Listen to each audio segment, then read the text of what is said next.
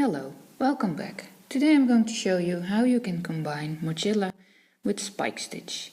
We're going to do the spike stitch a little different, so the vertical lines will be next to each other. Normally with spike stitch these lines will cross. For the spike stitch you insert the hook 1 round lower than normal. Pull up the loop. Hold it, get the hook out and in again from the other side. This way you untwist the stitch and then you finish it. Then a normal Mochila stitch.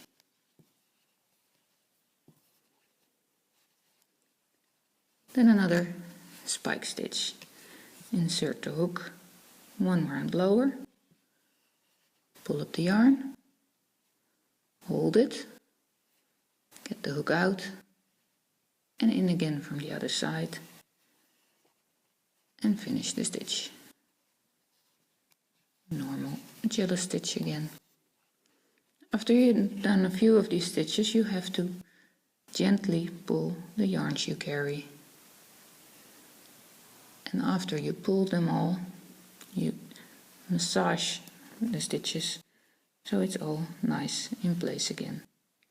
You can also make the spike stitch with one of the yarns you carry, so the vertical lines will be another color. Insert the hook, get one of the yarns you carry, pull it up, hold it, get the hook out and in again from the other side, and then you finish the stitch with the working yarn.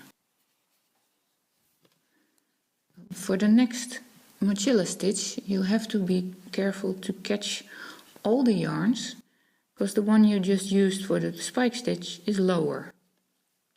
So I'm going to hold it a little different. Insert the hook.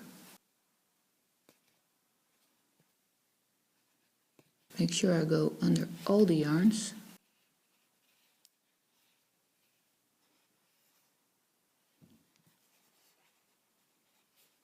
Let's make another white spike stitch.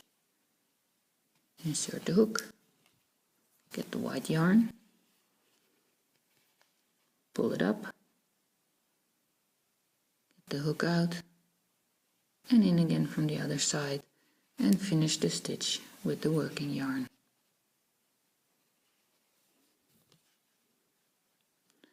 I will crochet some more so you can see the end result.